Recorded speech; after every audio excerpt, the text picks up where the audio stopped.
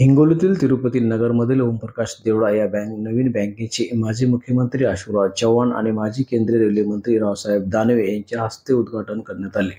त्याचबरोबर बँकेचे मुख्य प्रवेशद्वाराजवळच ओमप्रकाश देवळा यांची पुतळ्याचे अनावरण करण्यात आले। माजी मुख्यमंत्री अशोकराव चव्हाण आणि केंद्रीय रेल्वे मंत्री रावसाहेब दानवे काय म्हणाले बँकेबद्दल, पुढे पहा।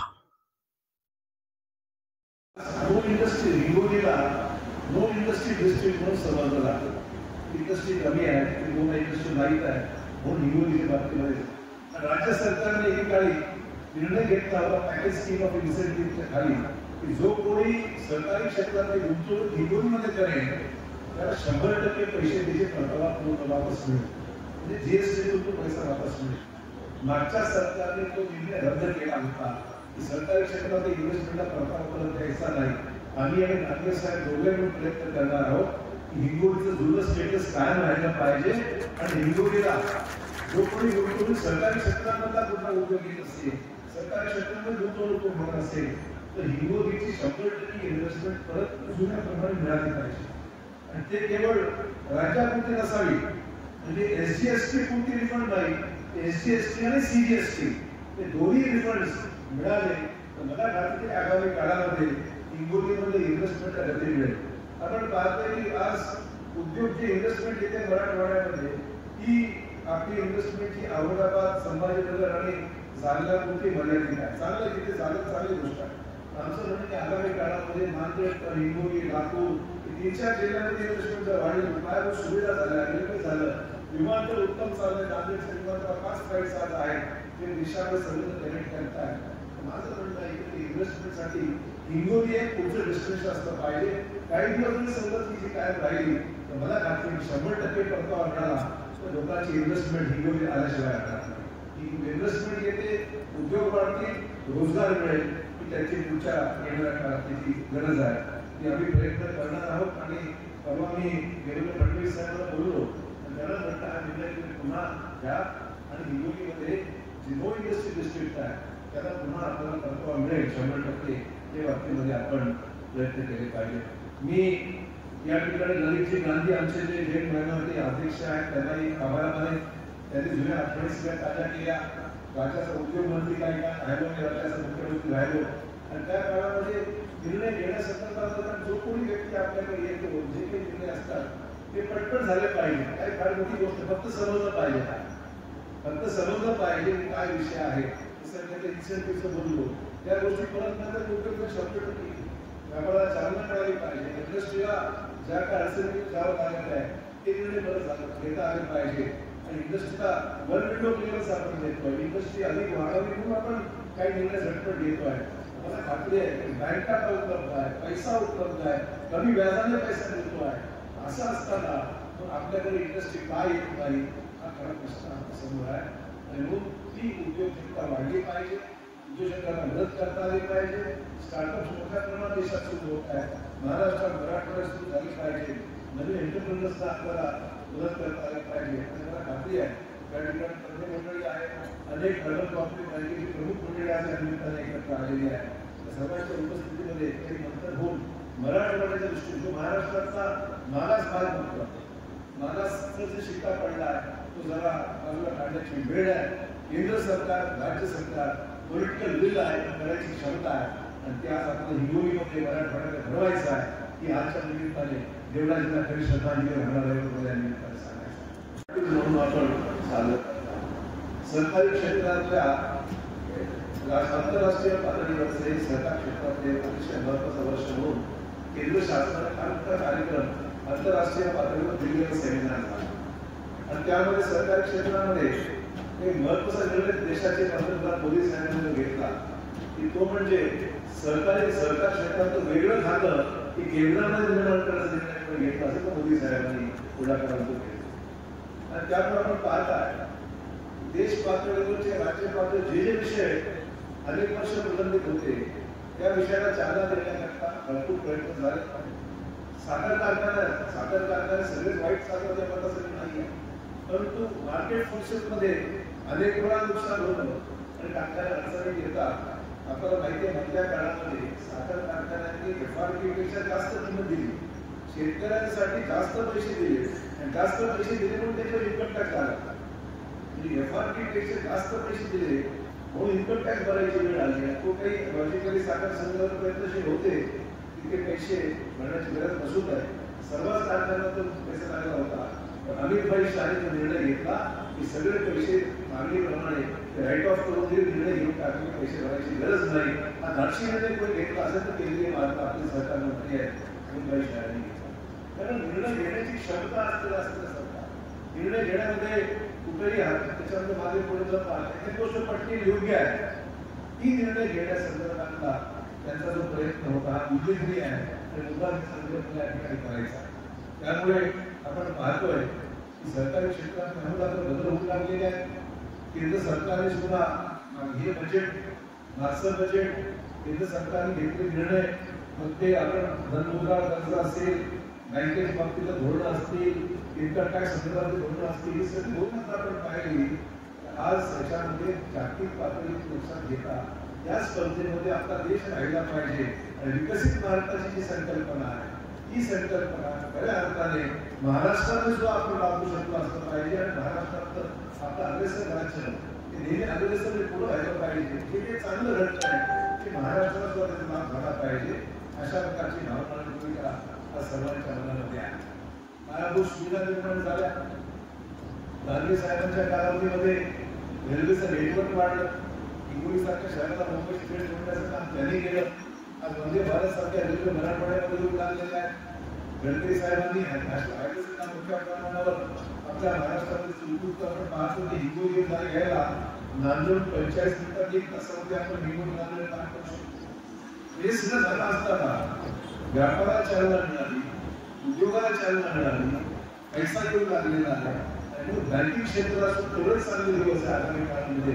सर्व्हिसेस चांगल्या दिल्या, आपण सर्व्हिसेस चांगल्या दिल्या. लोकांचा विश्वास अजूनही सरकारी क्षेत्रामध्ये नॅशनलाइज बँकेपेक्षा सरकारी बँकेकडे जाण्याबद्दल जास्त न्याय करत आहे की सरकारी बँका निर्णय फटाफट होतात, कोणाला वाट लागत नाही. हेड ऑफिस, झोनल ऑफिस अमुक ठिकाणी काय साक्षीचा निर्णय लागत नाही, फटाफट निर्णय होऊन जातात.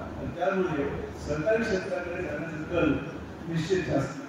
मला सांगायला अभिमान आहे आपल्या विभाजीच्या या बँकेला financial sound and well manage bank हा दर्जा देण्यात आलेला आहे. फार मोठी उपलब्धी आहे असं मला वाटतं. लोकांकडे सरकारी बँकेकडे पाहण्याचा दृष्टिकोन आणि पतसंस्थेकडे पाहण्याचा दृष्टिकोन थोडासा वेगळा आहे. ते पैसे वापरले जातात का, हे पैसे मिसमॅनेज होतात का, अमुक असे उदाहरण मधल्या काळात झाले नाकारता येतं काही उदाहरण आहे का त्यासमोर. 2-4 केसेस खराब झाल्या याचा अर्थ पूर्ण सरकार क्षेत्र वाईट आणि बँका खराब आहे असं काही कोणी म्हणणं उचित ठरणार नाही. मला वाटतं की जो बँडला देवराजीने घालून दिला आणि त्यांच्या नावाने ही बँक चाललेली मला खात्री आहे आगामी काळामध्ये आज जे 1200 कोटी रुपयाचा व्यवहार वापर करत आहात 33 शाखा आहे. आगामी काळामध्ये हा व्यवहार प्रचंड प्रमाणात वाढणार आहे याबद्दल मला शंका नाही. कारण तुमच्याकडे लोकांचा विश्वास आहे, निर्णय घेण्याची क्षमता आहे. वेल मॅनेज बँक म्हणून त्या बँकेसंदर्भात तुमच्या काय सर्टिफिकेट रिझर्व्ह बँकेने तुम्हाला दिलंय ते नावलौकिक आहे. आणि निर्णय घेण्यामध्ये आपण कुठे थांबत नाही. निर्णय घेत असताना प्रोफेशनल पद्धतीने निर्णय घेता की तुमच्या खऱ्या अर्थाने कामाची गमत आहे.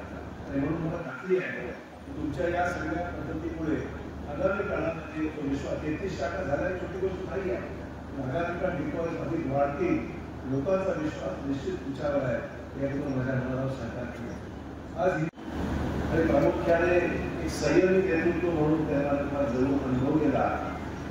सर्व राजकीय पक्षाचे असलेले उत्तम संबंध काम करायची हतोटी, सहकारी क्षेत्रामध्ये केलेलं उत्तम काम आणि शांत स्वभावाचे अशा प्रकारच्या देवाजींना पाहिलेला आहे. त्यांची धाडस, त्यांची चिकाटी अपेक्स बँक अपेक्स बँक स्थापन करण्याचा जो धाडसी निर्णय त्यांनी घेतला त्यामुळे सर्वात त्यांच्या आयुष्यातला सगळ्यात मोठा निर्णय तो असावा असं माझं मत आहे. एकीकडे अपेक्स बँकेसाठी अपेक्स बँक आणि दुसरीकडे अर्बन बँकेची अपेक्स बँक स्थापन करणं छोटी बाब नव्हती. तो तेवढा धाडसी निर्णय त्यावेळेस त्यांनी घेतला आणि त्यावेळेसच्या कालावधी मला आज आठवतो. प्रत्येकाने आवडतं लक्षात नको तिथं आपलं काही कोणी ऐकणार नाही. तुम्ही काही मन मोकळं करून बोलले नाही, कारण सर्वकांची मनस्थिती कोण आपल्याला यावं लागतं. एक गोष्ट तरी तुम्ही सगळेजण या ठिकाणी देवाच्या खेळण्यात होत्या, मी पण देवाच्या खेळण्यात होत्या. राजकारणामध्ये आम्ही आता दुसरी तिसरी पिढी पाहतो. पहिल्यांदा शंकरराव चव्हाण निलंगेकर साहेब महाराष्ट्रातले आपले मराठवाड्यातले नेते शिवाजीराव निलंगेकर. त्याच्यानंतर दुसरी पिढी ओमप्रकाश भाऊची दुसरी पिढी. आता आम्ही तिसऱ्या पिढी राजकारणी आहे मराठवाड्यात. पण आम्ही तिसऱ्या पिढीचे असून सुद्धा या सगळ्या शंकरराव चव्हाण निलंगेकर साहेबांकडे सोडले. या सगळ्यांचा सहभाग आम्हाला लागलेला आहे आणि मला सुद्धा ओमप्रकाश भाऊचा सहभाग लाभलेला आहे. कारण मी 1990 जेव्हा आमदार झालो तेव्हा विरोधी पक्षाचा आता विरोधी पक्षाच्या माणसांना साखर कारखाना त्यांनी स्वतः बघावं हे आमचं कामच नव्हतं. कारखाना फक्त आम्हीच पाहू शकतो, आम्ही चालू शकतो अशी धारणा त्या काळातल्या काँग्रेस होती, आता नाही. पण आम्ही काही वेळेला हिंमत केली कारखाना करायची, पण कारखाना शक्य नव्हता. आणि मग ओमप्रकाश भाऊंनी कल्पना आणली मनामध्ये आणि शंकरराव चव्हाण साहेबांचं सहकार्य घेतलं. आणि आपली जी सहकारी बँक आहे, राज्य सहकारी बँक, ही सहकारी बँक जे कर्ज द्यायची ती चेहऱ्याला तो चेहरा आमचा नव्हता, आमच्या विरोधी पक्षाचा चेहरा होता. आपण शंकरराव चव्हाण साहेबांनी त्या दोन प्रकारच्या पाठिंबाला उभा आहे आणि योगायोगाने राज्याचं सरकारचा बदल झाला आणि राज्य सरकारने संमती दिली आणि आर्थिक कॉर्पोरेट बँकेची स्थापना झाली. सर्व जर बसलेले म्हणजे ज्यांना केलं चालली मराठ्याच्या आणि पोलीस सगळे त्यांना की मराठी साहेब सगळे साक्षीदार आहेत. आणि त्या अपेक्स कॉर्पोरेट बँकेने एबीसी बँकेने कर्ज नाकारलं. आमच्यावर पर्याय काय होता? मुंडे साहेबांचं कर्ज नाकारलं, सहकार मंत्री मुंडांचं कर्ज नाकारलं, माझं कर्ज नाकारलं. आणि त्या काळात आमचे कारखाने उभे राहिले असतील तर ती फक्त ही बसलेली मंडळी अपेक्स कॉर्पोरेट बँकेवर आमचे कारखाने त्या काळात राहिले आणि त्यावर देवळाची त्या बँकेचे चेअरमन. आता चेअरमन देवळाची वस्तूची देवळाच्या सोबत राहण्याचा योग आला. अनेक वर प्रवास केला. आम्ही हिंगोलीला आलो, आम्ही बद्रीनाथला गेलो, आम्ही उत्तराखंडला गेलो त्यांच्याबरोबर, ऋषिकेश हरिद्वारला गेलो. तिथे त्यांनी काय मंदिर कशी तरी शनी मंदिर काढलं, त्यांच्यावर काढलं. एवढा सहवास त्यांच्याबरोबर लाभला, त्यांच्याबरोबर बोलायला लागलं जेवणाची वेळ निघून जाईल. आणि त्यामुळे चांगला कार्यकर्ता सगळ्या पक्षाची संबंध घेऊन असलेलं एक व्यक्तिमत्व आणि त्यांनी वर्ष हिंगोलीमध्ये लावलं होतं. आज त्याचं रूपांतर एक मोठ्या पक्षामध्ये त्या ठिकाणी झालेलं आहे आणि आपण बघतोय की वास्तू आज या ठिकाणी उभी राहिली. त्याचाच अर्थ असा आहे की त्यांनी जरी त्या काळामध्ये छोटा 1 वर्ष झाला तसा 8 वर्ष झालं नाही, तर दुर्दैवानं त्या काळामध्ये सुप्रीम कोर्टाने स्टे दिल्यामुळे ती बँक आपली होऊ शकली नाही. तसा राज्यातील नंतर एक ती बँक जर पुढे राहिली असती तर आज अपेक्स अर्बन कोऑपरेटिव्ह बँक राहिली असती. परंतु आज दुर्दैवानं ती बँक नाही राहिली. आता आम्ही गाडे साहेबांनी, गांधीजींनी, मराठे साहेबांनी अशोकरावनी त्याच्याबद्दल चर्चा केली. कारण एमएससी बँकेला पर्याय त्या काळामध्ये ही बँक होऊ शकते अशा प्रकारची केली. पण मला असं वाटतं की या बँकांना